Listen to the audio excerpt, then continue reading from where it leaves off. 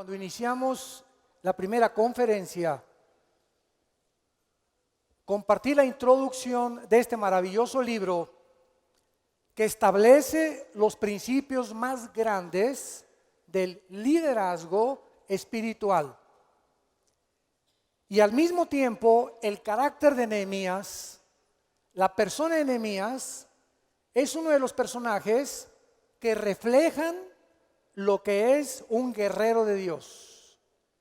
Y estamos viviendo, santos de Dios, damas y caballeros que nos visitan, en una época donde nunca nos hubiéramos imaginado, hace 15 años todavía, de qué forma la destrucción de la familia y del matrimonio se iba a redefinir.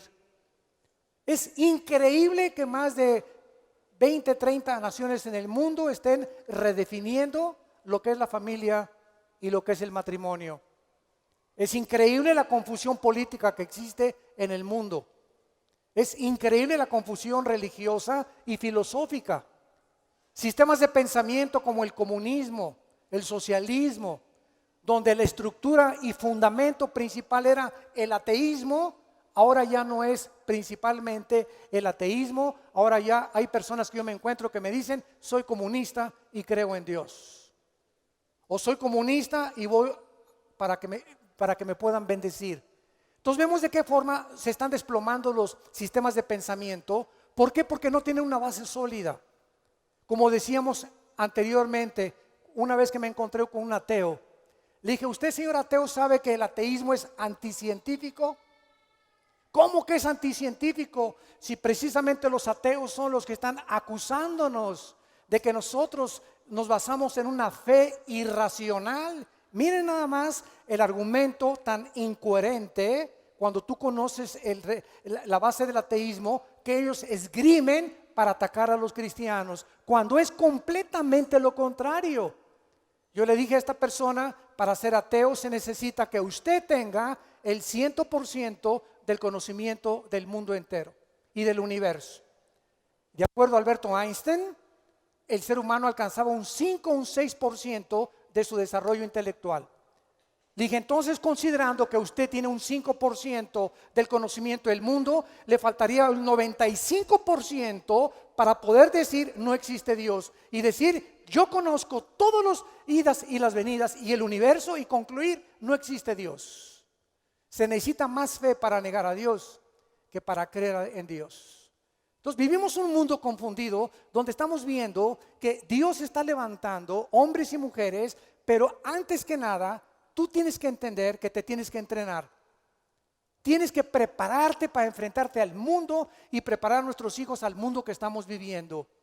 Es un mundo que odia a Dios.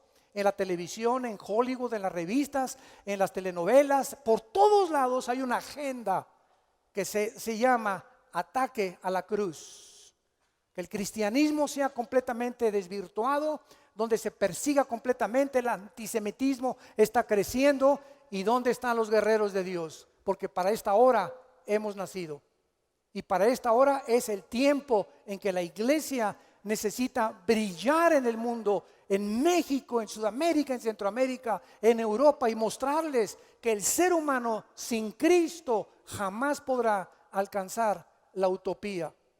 La utopía que están tratando de alcanzar a través de la economía y los buenos políticos y los buenos líderes religiosos. Solo Cristo, cambiando el corazón del ser humano, puede transformar a una nación y al mundo entero. Vimos que Nehemías se encontraba bajo el reinado de los persas. Los persas conquistaron a los babilonios. Después de que los persas conquistaron a los babilonios, vinieron los griegos y después vinieron los romanos. Estamos hablando aproximadamente de hace 2500, 2600 años. Nehemías era el copero del rey. Los coperos en aquel tiempo eran las personas de más confianza de los reyes, porque antes de que el vino le llegara al rey, el copero lo tenía que probar para demostrar que no estaba envenenado. Así que los coperos eran las personas de más confianza de los reyes. Y Nehemías se encontraba bajo un ambiente cómodo.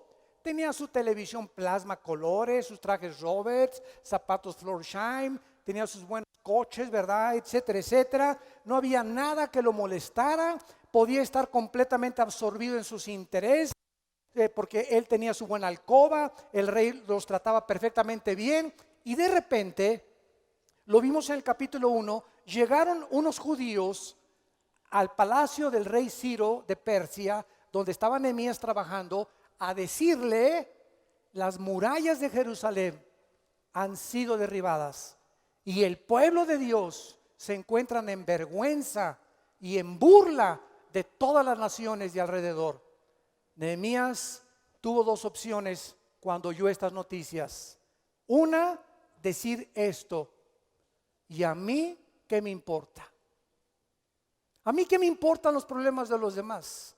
¿Qué me importan los problemas de la iglesia bautista, los problemas de la familia Pérez, la familia Jiménez? A mí no me importan ni siquiera mis hijos ni mi esposa me importa. Y aquí es cuando vemos nosotros el egocentrismo de centrarnos en nuestra vida, nuestros intereses, mi economía, mi imperio, y olvidarme que estoy en un mundo necesitado donde Dios quiere usar mi vida para alumbrar al mundo y mostrar su amor en la cruz del Calvario.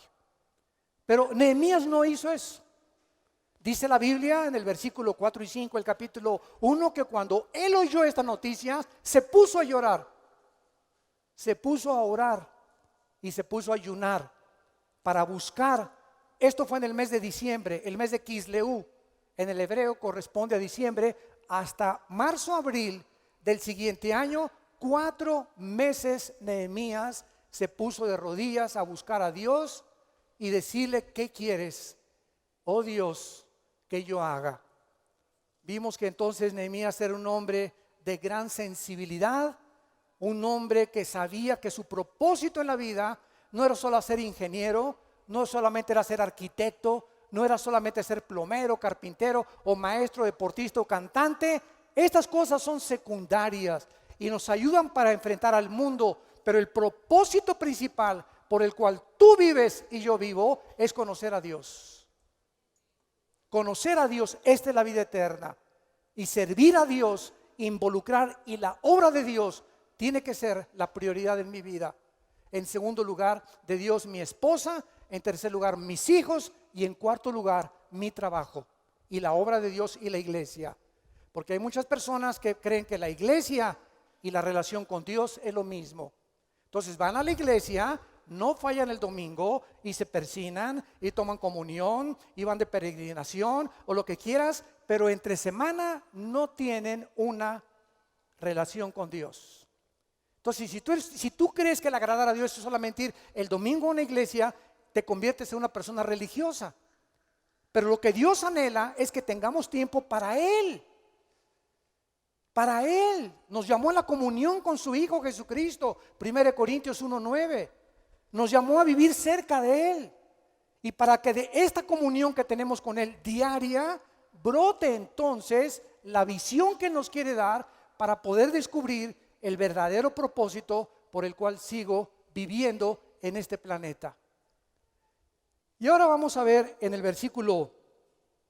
capítulo 2, nos vamos al capítulo 2 de Nehemías, versículo 2, y vamos a ver que Nehemías, aparte de todas las características que hemos nombrado, que era un hombre que conocía el carácter de Dios, tenía un sentido de misión de la obra de Dios, era un hombre de oración, un hombre sensible, era un hombre que sabía que la gracia de Dios es importante para hacer su obra.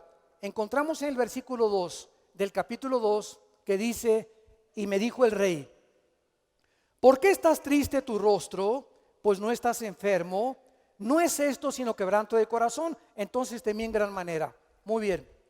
Nehemías, después de que oyó estas noticias, ¿qué fue lo que hizo? Se puso a orar, se puso a buscar el corazón de Dios durante 4 meses. Entonces, durante estos 4 meses se acercó al rey, y el rey notó que el rostro de Nehemías ya no estaba tan contento, que estaba un poco triste. Y el rey apreciaba a Nehemías porque Dios le había dado gracia a Nehemías a los ojos del rey. Entonces el rey le preguntó a Nehemías: ¿qué te pasa, Nehemías? Y fíjense que esto era pena de muerte. porque no tener contento al rey o deprimir al rey, le cortaban la cabeza. Entonces corrió un riesgo grandísimo, pero estaba tan acongojado Nehemías por su pueblo, por volver a levantar las murallas de Jerusalén, que ya no le pudo ocultar al rey su estado de ánimo verdadero en que se encontraba. Acuérdense ustedes en el capítulo 1, versículo 1, que cuando llegaron a darle la noticia fue en el mes de Kisleu, ¿ok? Esto fue diciembre. Y dice el capítulo 2, versículo 1, sucedió en el mes de Nisán. O sea, en el capítulo 2, Nehemías se encuentra 4 meses después de que sus hermanos le notificaron que Jerusalén estaba quemada y las murallas derribadas. Entonces, vemos nosotros que otra característica de Nehemías era la prudencia. ¿Qué cosa es la prudencia? Les voy a decir lo que es la prudencia, porque Cristo usó los animales, los reptiles, las estrellas, los elefantes, los leones, para que a través de la naturaleza de cada animal pudiéramos nosotros entender las características que Él quiere de nosotros. Y Cristo en Mateo capítulo 10, versículo 16, les dijo a los discípulos: sean prudentes como las serpientes y astutos como las palomas. Cuando me puse a investigar la vida de las serpientes, de las víboras, le comencé a preguntar a Dios hace algunos años: ¿por qué nos comparas que tenemos que ser como las serpientes en la prudencia? Entonces, la palabra pronimos en el griego, que es prudencia, ¿saben lo que significa? Pensar antes de actuar. Una persona prudente es una persona que no toma decisiones irreflexivas, que no se casa de la noche a la mañana, que no compra nada de la noche a la mañana, que antes de cualquier decisión que va a tomar, piensa, reflexiona y deja pasar 2, 3, 4, 5, 6 meses hasta estar absolutamente seguro de que esa decisión que va a tomar proviene de Dios. ¿Y por qué las serpientes se usaron como un sinónimo de prudencia? Porque las serpientes son los únicos reptiles que cuando una serpiente ve un ratón o cuando ve a su víctima, la serpiente piensa y calcula la distancia que tiene que volar o que tiene que contener su brinco para nunca fallar. La serpiente de cada 100 ataques falla 1 y 99 no falla. En cuanto la serpiente ve algo, nunca falla cuando brinca y agarra el ratón, porque tiene una capacidad para poder medir y actuar antes de brincar. Entonces, cuando Cristo dijo: sean prudentes como las serpientes, ¿qué te está diciendo? Ve a tu novio como serpiente. Ah, chihuahuas, examínalo y pon distancia ahorita entre él y tú. No te me acerques chiquito, ¿verdad? Por acá, o con tu novia por acá, ¿verdad? Ves un negocio, examina el negocio, cuáles son los pros, cuáles son las contras, los que está involucrado en eso. Nunca actúes impulsivamente porque te vas a arrepentir. Nunca compres impulsivamente porque te vas a arrepentir. Tenemos en todas las cosas de la vida que actuar como prudencia. Y Nehemías no actuó inmediatamente. No les dijo a sus amigos: vámonos todos, mañana los acompaño. Y vámonos ya de misioneros. Ya quiero ser pastor. Ya quiero ser esto, ya quiero ser el otro. Espérame tantito. Hay un periodo en todas las cosas de preparación. Yo les contaba en la conferencia anterior que cuando comenzamos nosotros nuestro ministerio, yo comencé como misionero en la sierra entre Oaxaca y Guerrero con indígenas. Durante 3 años estuve con los indígenas y con los allá con las personas iletradas, como decía Cantinflas, desleídas y deslustradas, durmiendo en el suelo, ¿verdad? Tenía a veces un ladrillo con periódicos de cojín, tapándome con periódicos, comiendo, ¿verdad? Sardinas descompuestas, pan descompuesto, me dio tifoidea, me hospitalizaron 3 o 4 veces, y durante todo ese periodo de preparación aprendí lo que es realmente la pobreza. Vivíamos en verdadera pobreza. Eso era la pobreza de no tener nada. Y en esos 3 años, ¿verdad? Después, cuando comenzamos ya a predicar y ya venimos a Acapulco, me comenzaron a tener alianzas, comenzamos con discipular en México, en toda la zona del norte de México, etcétera, etcétera. Ahora, cuando pasan los años, lo entiendo. Dios, ¿por qué tenías antes que ponerme en el lugar donde me has puesto, que prepararme para poder yo resistir y blindar mi vida para tantas responsabilidades, para tantas tentaciones y para tantos problemas que requiere un hombre de Dios? Por eso dice la Biblia, ¿verdad? Que si, cuando decía Winston Churchill, el ministro de Inglaterra, Winston Churchill dijo esta frase: al que no le guste el calor, que se salga de la cocina.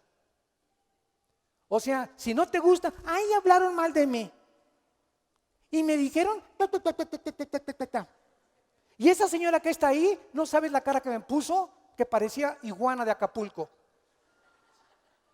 Y cuando comenzamos con estas actitudes donde la crítica, las mentiras, los chismes te afectan a tu vida al grado que te amargas y guardas rencor contra alguien, no estás llamado para ser líder.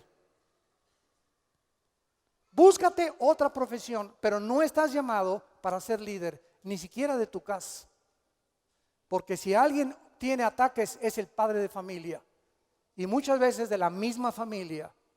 Y tienes que estar forjado y blindado para recordar que Dios nos manda como ovejas en medio de lobos. Y el mundo no son conejitos ni Disneylandia, es un mundo ocupado por los poderes de las tinieblas, donde vamos de paso como el ejército de Dios, donde nos va a sacar Dios y vamos a regresar a establecer su reino. Pero ahorita el príncipe de este mundo se llama Satanás. Y él está buscando la manera de abortar la misión que Dios tiene para tu vida. Por eso es tan importante que dice en Hebreos 10:36. Es necesaria la fe y la paciencia para que obtengas las promesas. Si tú no tienes paciencia para casarte, para hacer negocios, para comprar, para tomar decisiones, por ejemplo, los jóvenes, ¿cuál es la decisión más importante de los jóvenes? Número 1, recibir a Jesucristo como su Señor y Salvador. Esta es la decisión más importante que tú, joven que me escuchas, necesitas tomar. Y la segunda decisión más importante de tu vida es: ¿con quién me casaré? Porque cuando tú te casas, ¿verdad? Te casaste, te amolaste. Y si te salió chencha, ¿verdad? Con que no era lo que te dijo ella, y él no era, ni se parecía a John Travolta, y no lo que él es, demasiado tarde. Y vas a cargar una cruz y va a ser, hay matrimonios que son infiernos verdaderos.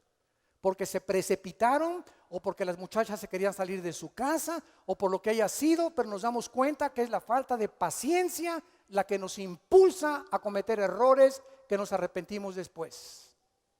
Entonces, es necesaria la paciencia para que cuando Dios vea que confías en Él y le dices: Señor, no quiero hacer este negocio, voy a orar 3 o 4 días o una semana. Oh Dios, voy a pedir consejo a mis pastores, voy a preguntarle a mi esposa qué piensa mi esposa de ello, vamos a involucrar esto, no quiero actuar precipitadamente. Cuando hay eso, Dios entonces te da la promesa de bendecirte grandemente. Pero es una característica que Nehemías tenía y que necesitamos nosotros tener para enfrentar este mundo que vivimos. En el versículo 5 del capítulo 2, ya que el rey, Dios le da gracia a Nehemías con el rey. Y Nehemías, entonces el rey le pregunta: ¿qué quieres, Nehemías? Imagínense ustedes, su copero, su persona de más confianza, el rey se atreve a decirle: ¿qué cosa pides? Me imagino que en ese momento Nehemías dijo: Señor, no lo creo. No lo creo, estoy soñando. Yo recuerdo hace 1 mes y medio cuando llegamos a este local, que nos abrieron las puertas y el pastor Víctor fue el primero que me invitó a conocer el local. Ahí me quedé en la puerta, no podía caminar, no podía dar 3 pasos, me quedé así y solamente dije: wow, esto es de nosotros, Señor, no puede ser. Y después Dios me dio mis buenas, ¿verdad? Sí, hombre de poca fe. ¿Qué creías, no? O sea, no estás orando que más bendiciones, no me has pedido hace un año, ensancha mi territorio, Señor. Ahí está, no le saque. Y así cuando hay cosas y respuestas de oración de Dios, nos quedamos y decimos, Dios mío, las cosas que te pedimos las haces mucho más abundantemente de lo que entendemos. Tú le pides a Dios a una mujer y no te imaginas el panquecito marinela que Dios te va a dar para ti. Le pides a un hombre y Rambo se queda chiquito. El que no escatimó a su hijo, ¿cómo no nos dará todas las cosas? Si tan solo tenemos la paciencia de esperar en Él y creer que en su tiempo Él nos da lo que anhela nuestro corazón. ¿Qué pides? Le dice el versículo 5 el rey a Nehemías. Entonces oré al Dios de los cielos y dije al rey, escuchen, si le place al rey, o sea, mandó un telegrama a Dios, porque ahí está enfrente. El rey le está diciendo qué pides y en ese momento lo agarró fuera de banda. Entonces Nehemías en ese momento mandó un telegrama, porque también hay telegramas, De repente tú puedes, Señor, ¿qué hago en este momento? O ayúdame en este momento, Señor, o sálvame en este momento. Y son telegramas que así le llegan a Dios y Dios nos contesta así también. Es otra forma de oración también. Entonces le mandé un telegrama a Dios, ¿verdad? Y entonces le dije al rey inmediatamente, si le place al rey y tu siervo ha hallado gracia delante de ti, envíame a Judá, a la ciudad de los sepulcros de mis padres, y la reedificaré. En sexto lugar, Nehemías era un hombre de visión. Cuando llegó el momento en la que el rey le dijo, ¿qué quieres? Imagínense, pues pues todavía no sé. Te vas a casar, pues no sé si me voy a casar. Y vas a comprar esa casa, pues todavía no sé si la voy a comprar. Y cuando tenemos esa actitud es porque no nos respalda una vida de oración. Entonces no estamos seguros si me caso, si arranca, si no arranca, será melón, será sandía. Y así nos pasamos la vida. Y tenemos que tener la visión de qué es lo que queremos en la vida. ¿Qué es lo que quieres? Todos anhelamos un buen matrimonio, hijos sanos, todos anhelamos ser prosperados, todos anhelamos conocer a Dios, todos anhelamos que Dios nos bendiga mucho más abundante de lo que pedimos, entendemos. Lo único que nos pide a Dios es, sean obedientes. Es todo. Obedece mi palabra. Guarda mis mandamientos. Sé compasivo por la gente. Búscame con todo tu corazón y te enseñaré cosas grandes y ocultas que tú no conoces. Después de que Dios le da la gracia a Nehemías, él sabía lo que él quería. Quiero que vean un principio en Jeremías capítulo 11, versículo 18. Vean en este versículo la profundidad de esta revelación. Jeremías 11, 18. Y Jehová me lo hizo saber y lo conocí, entonces me hiciste ver sus obras. Subraya en 3 palabras: saber, conocí, ver. Vean ustedes que primero tiene que haber revelación. Me lo hiciste saber. ¿Dónde vamos a saber lo que Dios quiere para nuestra vida? En la Biblia. Romanos 12:2. No se conformen al mundo, sino transfórmense por medio de la renovación de vuestro entendimiento, para que comprueben cuál es la buena voluntad de Dios, agradable y perfecta. Primero, comienza a cambiar aquí tu macetita, comienza a cambiar tu forma de pensar, comienza a entender cómo pienso yo, y cuando yo vea, dice Dios, no antes, que tú vienes a mi palabra todos los días y me estás buscando y te hincas o te sientas o como estés más cómodo en oración y buscas mi rostro y comienzas a memorizar mi palabra, 2 versículos en la mañana, 2 en la tarde, 2 en la noche, un capítulo entero cada semana, cuando yo vea que mi palabra está entrando a tu espíritu, a lo más profundo de tu espíritu, entonces tu espíritu va a estar empapado con mi palabra y yo voy a iluminar tu mente para que entiendas cuál es mi voluntad. Y mi voluntad, dice en Romanos 12:2, número 1, es buena. Dios no quiere hacernos ningún daño. Si nos dio a su hijo, ¿cómo puede creer que te quiere dar una mala mujer o un mal esposo o malos hijos? En segundo lugar, es agradable. Te va a gustar el plan de Dios para tu vida. Y en tercer lugar, es perfecta. Dios no se puede equivocar con ninguno de nosotros, pero Dios te dice, búscame con todo tu corazón. Entonces no vengas cada vez que se enfermó mi mamá, hermano, quiero que ore por mi mamacita. Hermano, quiero que oren por mí para que me vaya bien en mi trabajo. Oiga, hermana, ¿y usted cuánto tiempo pasa leyendo la Biblia diaria? Si la paso aquí y le pregunto, ¿de perdida se sabe usted el Salmo 23 de memoria? ¿De perdiz? Ni el Salmo 23 se sabe de memoria. ¿Me podría usted recitar 10 versículos de memoria de perdida, doña Cleta? Entonces, ¿cómo quiere usted si no está llena de la palabra de Dios? Si la palabra de Dios no mora dentro de su vida, ¿por qué se atreve usted a venir con Dios entonces? Dios no es la lámpara de Aladino, que solamente cuando lo necesitamos lo invocamos. Dios quiere que lo busquemos para que pueda renovar nuestra mente y concedernos las peticiones de nuestro corazón. Me lo hiciste saber. Primero la revelación. 2, lo conocí. Después viene el conocimiento. Entonces, primero es la revelación y después el conocimiento. Igual me hiciste ver tus obras. No es hasta que yo tengo revelación y conozco lo que Dios quiere, que Dios me da visión para lo que Él quiere para mi vida. Y esto fue precisamente lo que hizo Nehemías. Regresamos al capítulo 2 y veamos la séptima característica de un guerrero de Dios. Versículo 17 y 18, capítulo 2. Nehemías llega a Jerusalén.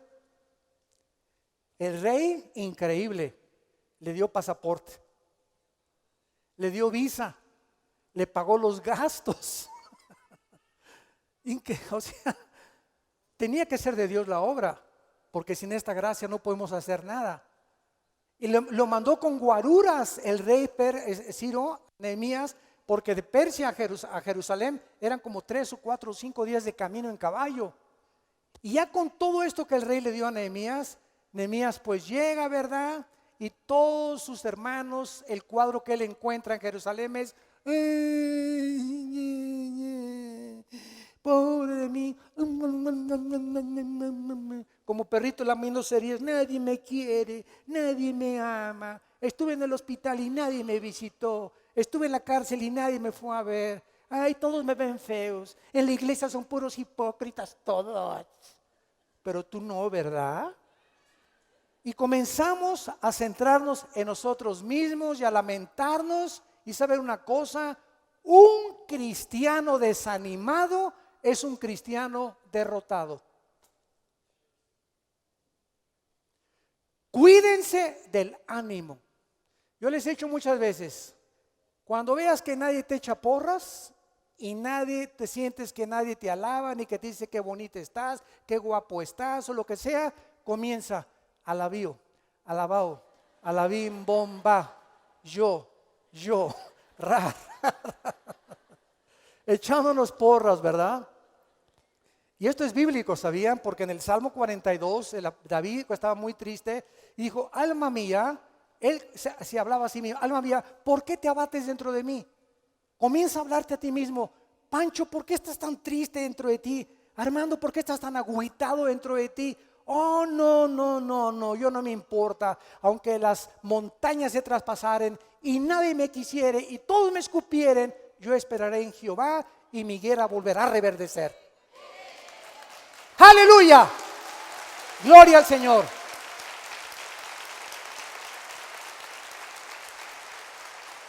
La séptima característica de un hombre de Dios es el ánimo y el optimismo que se necesita para vivir. Versículo 17. Les dije entonces, llegó Nehemías, Y les dijo a todos estos que están chillones y quejándose, rencorosos y amargados, y vosotros veis el mal en que estamos. Versículo 17, que Jerusalén está desierta y sus puertas consumidas por el fuego. Vengan y edifiquemos el muro de Jerusalén y no estemos más en oprobio. Entonces les declaré cómo la mano de mi Dios había sido buena sobre mí, y asimismo las palabras que el rey me había dicho, y dijeron: levantémonos y edifiquemos, y así esforzaron sus manos para bien. El panorama que encontró Nehemías era deprimente, era desastroso, vergonzoso, desanimados, desorientados. Pero Nehemías y nosotros sabemos que en el tiempo que vivimos, ay, el gobierno corrupto, ay, esta cosa aquí por acá, y el petróleo cayó, y el peso cayó, y esto y el otro, y estamos queje, cuando en nosotros está la solución. Tenemos a Cristo. Levántate, tú que tienes las rodillas paralizadas. Levantémonos y edifiquemos. Es tiempo de actuar, no de quejarnos. Es tiempo de actuar. El mundo está a nuestro alrededor, derribadas las murallas en todos los sentidos. Es tiempo que entremos en acción como iglesia. Un líder es una persona que hace que sucedan las cosas. Un líder es una persona que sabe cómo motivar a la gente a trabajar. Yo en todos los iglesias que tenemos y misioneros, cuando llegan muchas veces pastores o amigos, ay, pues fíjate que debajo de quién está esa coordinación. Pues que es decanes, que es seguridad, ¿verdad? El líder es el que tiene que motivarlos para trabajar. Si los obreros no trabajan, es porque no hay liderazgo. Porque el líder es la persona que sabe cómo poner a trabajar a la gente. Y esta es la forma en la que Dios nos está preparando para ser líderes y mover a la gente a trabajar, a levantar el ánimo, a saber que grandes recompensas nos esperan de Dios. Un líder es una persona que sabe que Dios pelea a su lado. ¿Saben lo que significa la palabra Yisrael? Israel. ¿Saben ustedes cuando Jacob peleó con Dios? Le quitó el nombre de Dios a Jacob. Jacob significa el tranza, el engañador. Y Israel significa el que lucha al lado de Dios.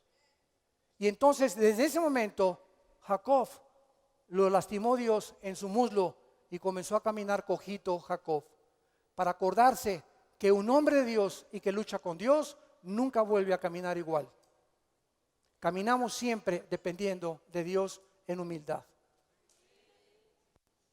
Ya no caminamos así en el mundo, ¿verdad? Y viendo a todos de arriba para abajo. Un hombre de Dios, una mujer de Dios, los que vivimos para Dios, la primera característica que tenemos que manifestar es la humildad. La humildad. Él nunca jamás, que porque tiene ojos azules, el otro es moreno, otro es blanco, otro es negro, otro es amarillo, otro es inglés, otro es mexicano, el hermano es indígena y el hermano viene guaraches. No, a los inditos siéntenlos hasta allá atrás. Y a los que tengan anillos de oro y a los ricos siéntenlos aquí adelante. Cuando un pastor hace eso, se prostituye en su ministerio.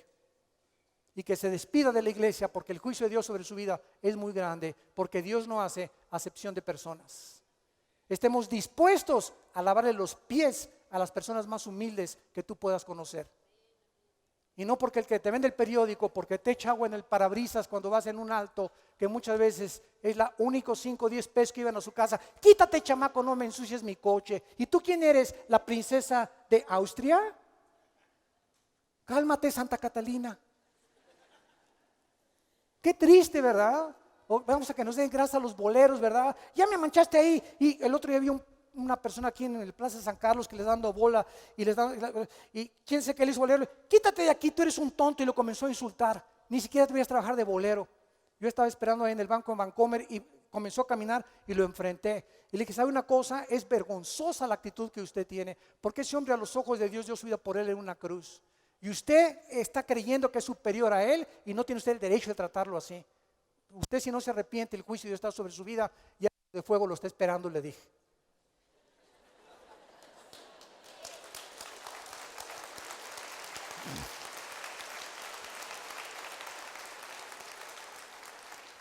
Con Dios siempre debemos ser optimistas.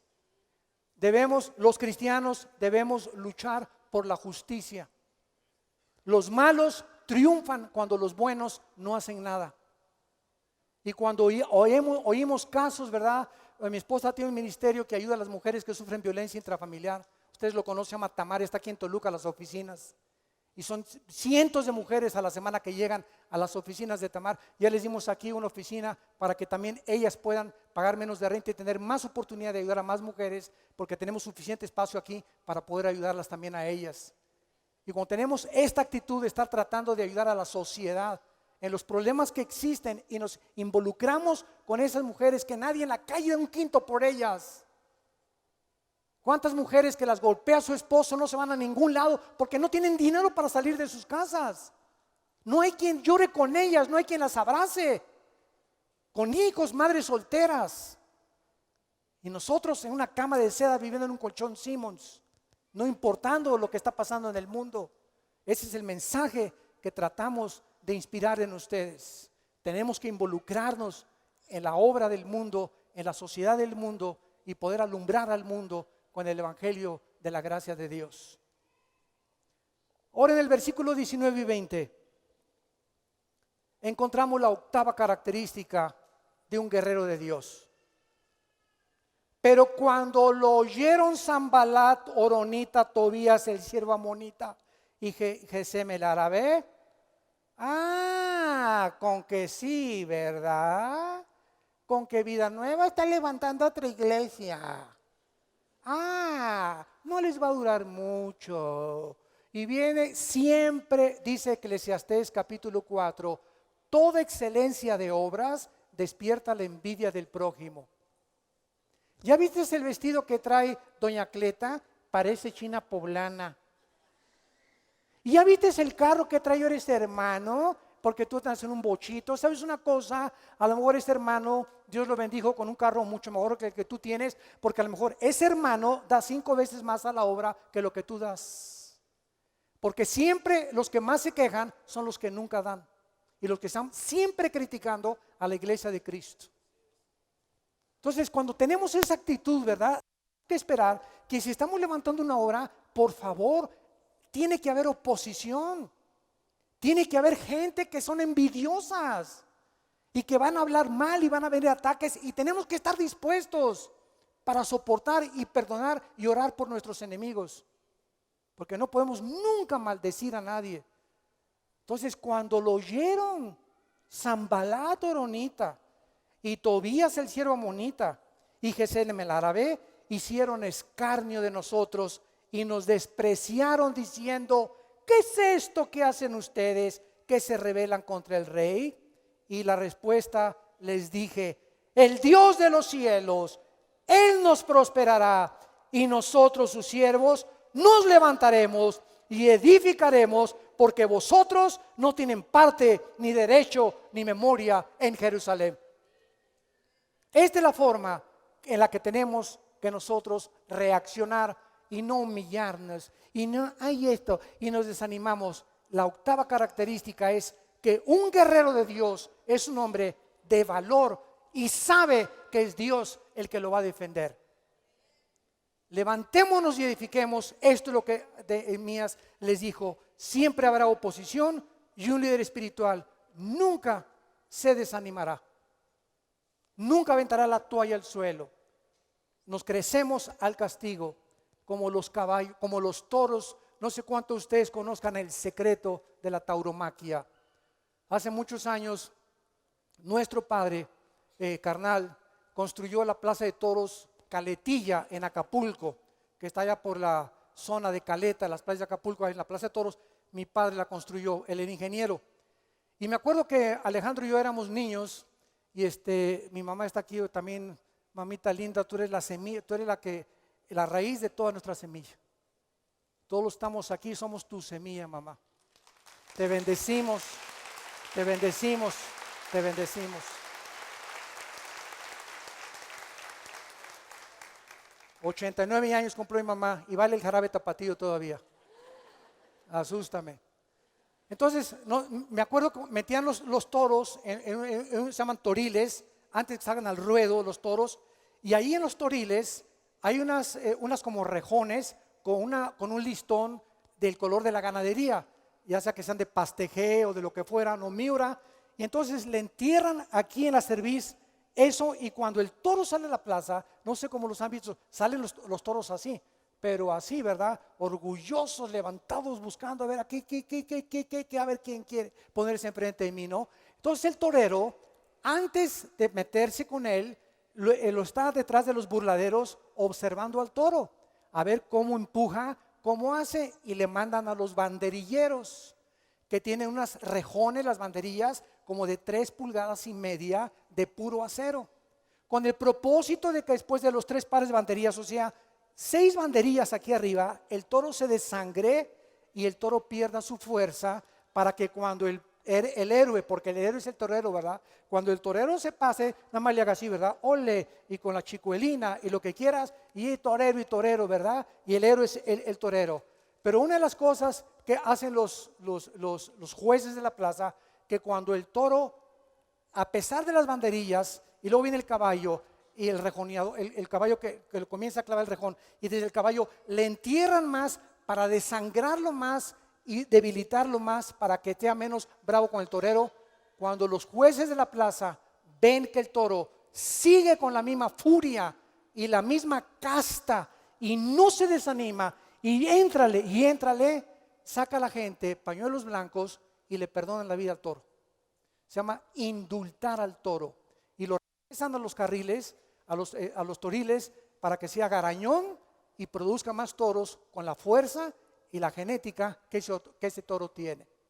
Y así es con los cristianos. El mundo está esperando para banderillarte, y viene tu suegra y bándele como que no, y viene y llórale también esto, y vas y todavía te está esperando, ¿verdad? Tu suegro también, llórale. Llegas a tu oficina, y en lugar de que todos estos ataques que el mundo y el diablo usa para que bajemos la cabeza, para que nos desanimemos, para que nos amarguemos y para que aventemos la toalla, el que trae casta de guerrero se crece al castigo. Y mientras más oposición tienes, con más fuerza vives, con más valor te enfrentas a la vida, porque crees en aquel que te dijo: nunca te dejaré ni nunca te desampararé.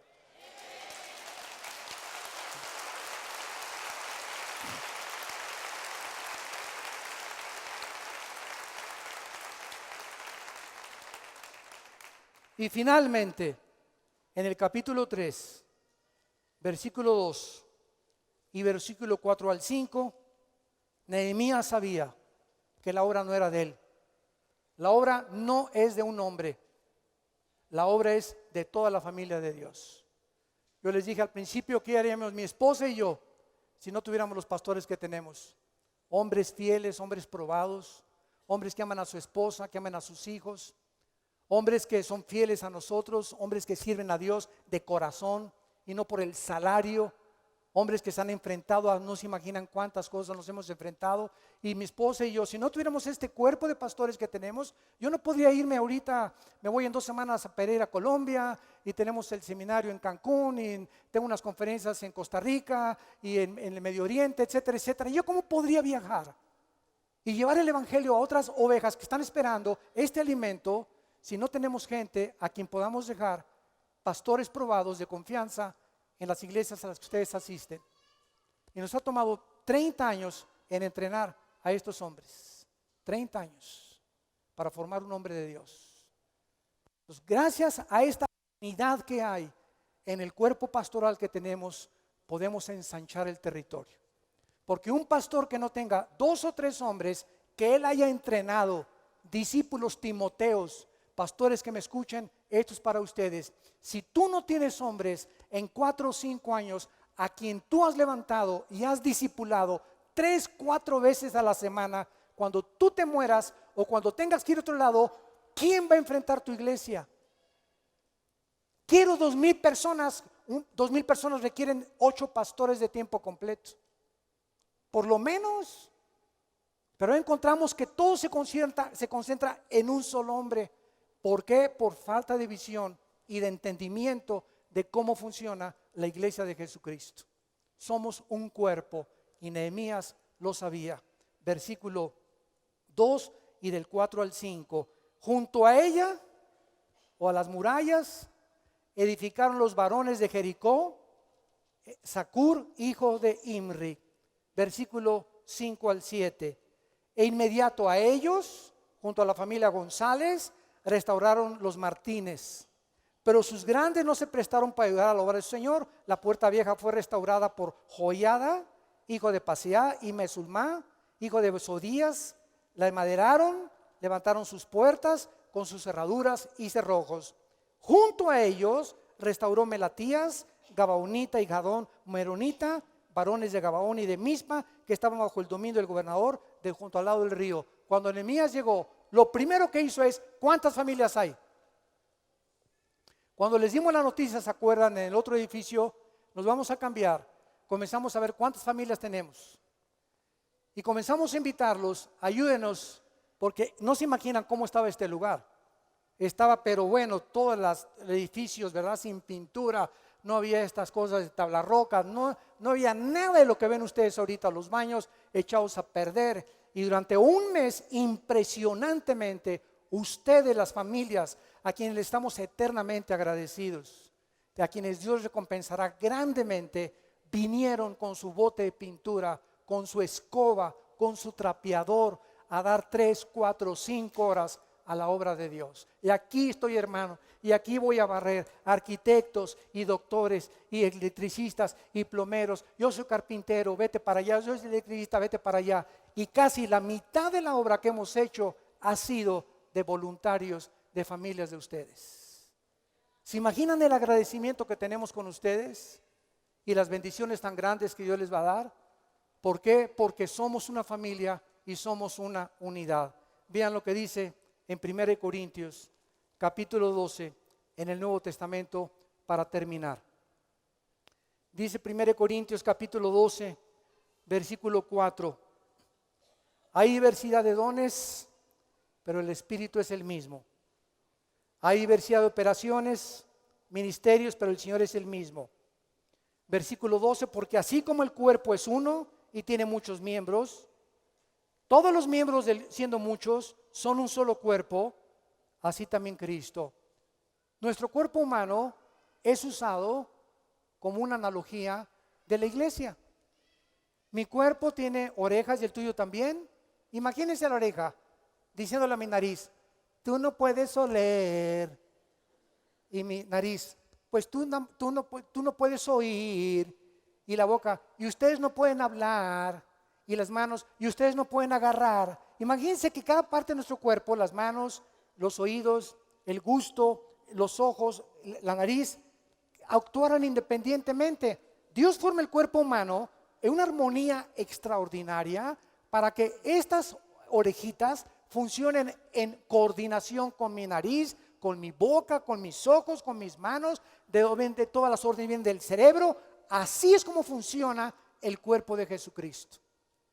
Unos son la oreja, otros son la nariz, unos hablan lenguas, otros no hablan lenguas, otros se revuelcan en el piso, otros danzan y dan como reguilete vueltas por todos lados, otros no creen en esto, otros en esto. Pero si tú estás bautizado por el Espíritu Santo y eres miembro del cuerpo de Cristo y crees que la salvación es por gracia y que Cristo pagó por ti en la cruz, si te llamas bautista o pentecostal o nazareno o la etiqueta que la botella tenga, no me importa la etiqueta, tú eres mi hermano en Jesucristo.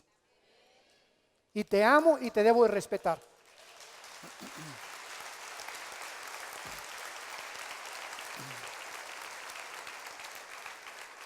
Una vez me preguntaron: ¿por qué en el cristianismo hay tantas denominaciones? ¿Qué bautistas, qué vida nueva, qué amistad cristiana, qué nazarenos, qué por aquí, por allá? Y le dije: gracias a Dios, porque si no tendríamos un papa. Gloria a Dios. Pero todos tenemos diferencias que no son esenciales. Unos bautizan en el nombre de Jesús, otros en el nombre de la Trinidad, unos en agua, otros por aspersión. Unos creen que los cristianos tienen demonios, otros no. Otros dicen que tienes que hablar en lenguas, otros dicen que no. Todas esas doctrinas no son esenciales para la salvación. Las que son esenciales son las que nos unen, y cuando estemos en el cielo nos vamos a poner de acuerdo. Pero mientras estamos aquí, nos debemos amar y soportar y perdonar los unos a los otros. Porque esto es lo que Dios busca en el corazón de cada uno de ustedes. Que Dios los bendiga, que les siga llenando de su conocimiento, de su gracia y su sabiduría, y que se pueda levantar de esta iglesia verdaderos guerreros de Dios. Oremos. Señor, te damos gracias por tu palabra. Te damos gracias, Señor, por esta guía que nos has mostrado a través de tu siervo Nehemías, quien hizo a un lado sus comodidades, su vida de confort, para oír tu llamado y saber que el mundo lo necesitaba y que él era el líder que tú querías levantar para levantar las murallas de Jerusalén.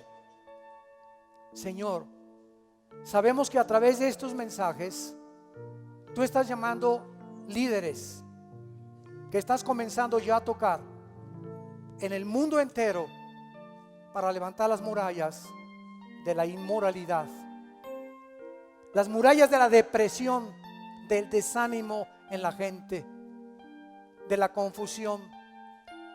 Tú has venido a darnos vida y vida en abundancia, a decirnos que nunca nos dejarás ni nos desampararás, a decirnos que estarás con nosotros hasta el fin del mundo, a decirnos que diste tu vida en una cruz para pagar por nuestros pecados, a decirnos que tu propósito es que ya nadie vive para sí mismo, sino para aquel que murió y resucitó de entre los muertos.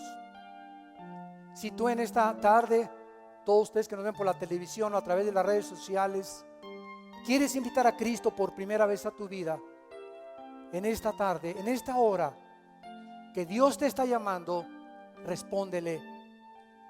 No endurezcas tu corazón. Para esta hora tú has nacido, y dile con toda tu alma: Señor mío y Dios mío, perdona mis pecados, perdona la clase de vida que he vivido hasta ahorita, una vida centrada en mí mismo, en mí misma, sin tener mucha preocupación por los demás.